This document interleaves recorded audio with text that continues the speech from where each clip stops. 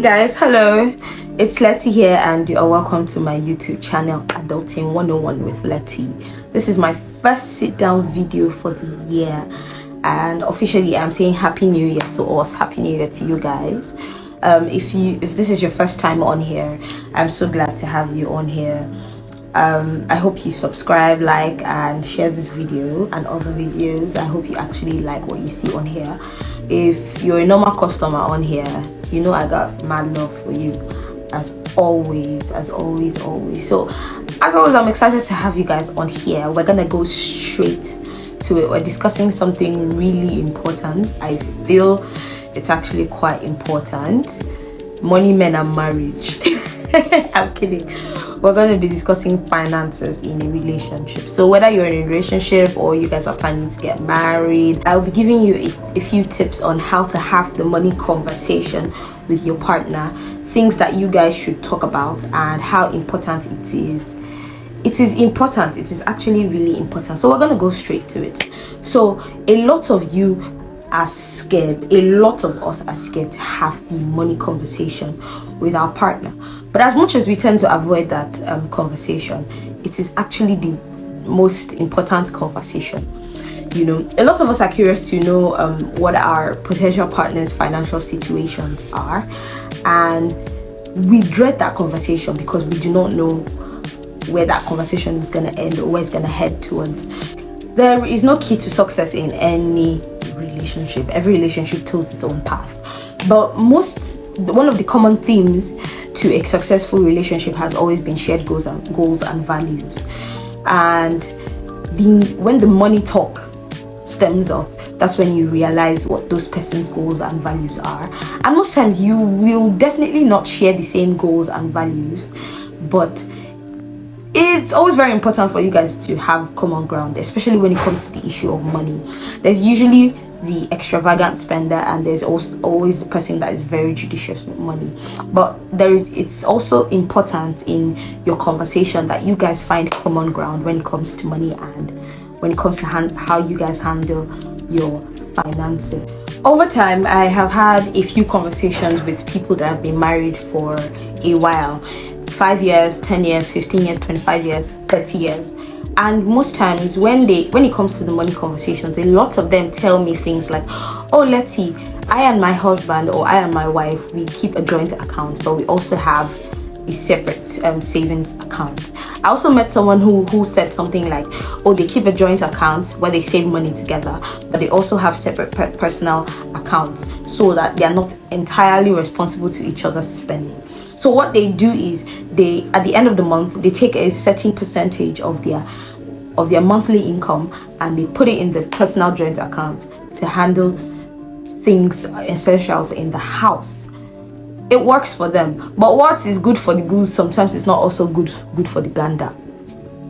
Was a lie. That thing they told you was an actual lie. So I would suggest in the issue of trying to handle your daily spending and monthly spending and things around the house, I think you guys have to first recognize your personal differences, how different you guys are in personality to each other, different backgrounds, different upbringing and different spending habits.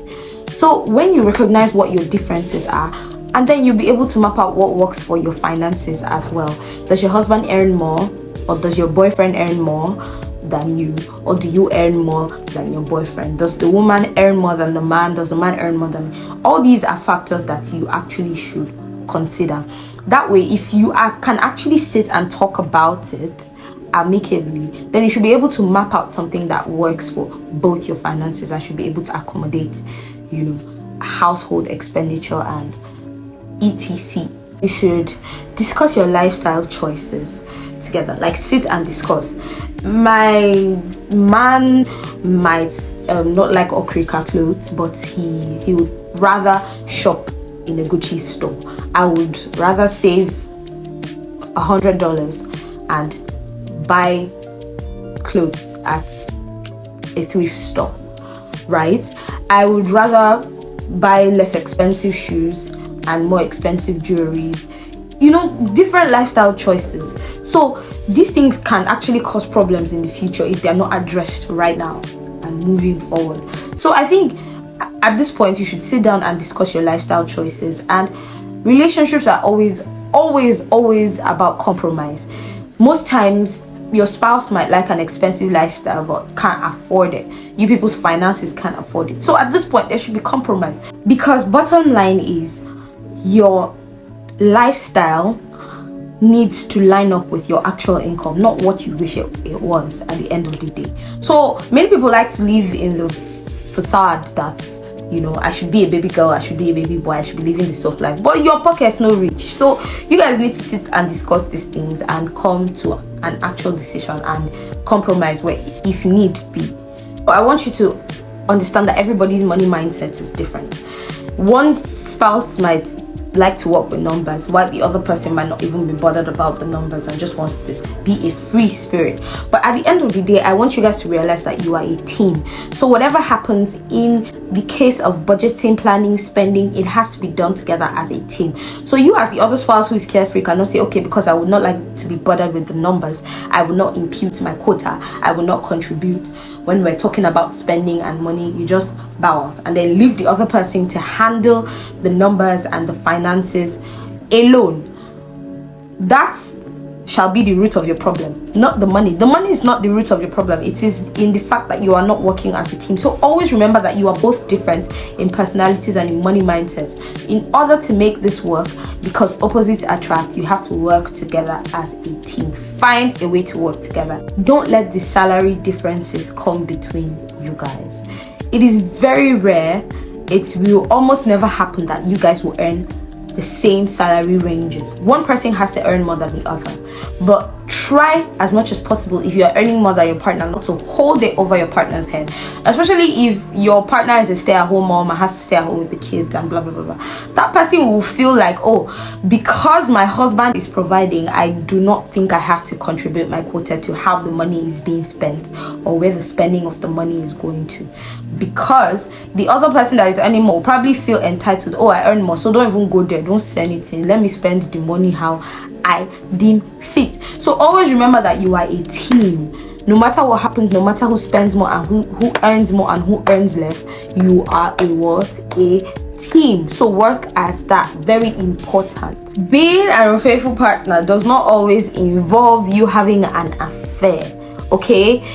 Being an unfaithful partner can also mean you deceiving your partner, stashing away cash, hiding money, and lying that you don't have money. It's a very deceitful thing to do.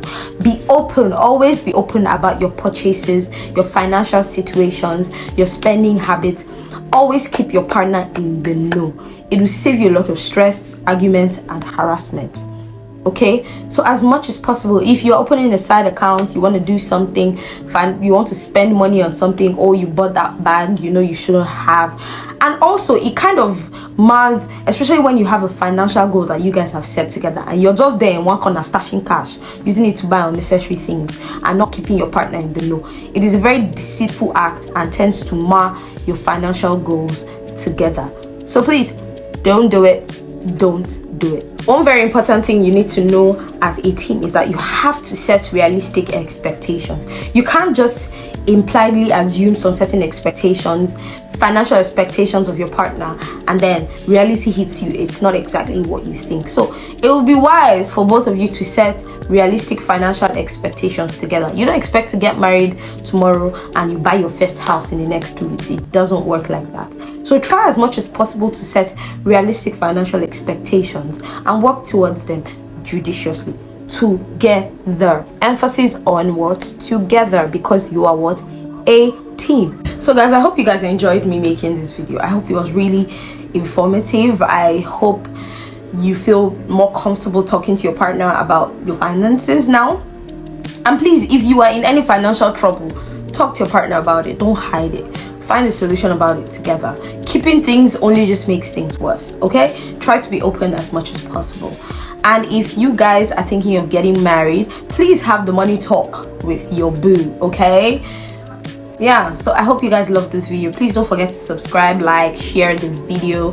I will see you really soon. I promise to be dropping 2 videos every week from now henceforth. So help me God. Okay guys, till I come your way next time, this is Letty with Adulting 101. Peace, love, and a lot of avocados. Bye.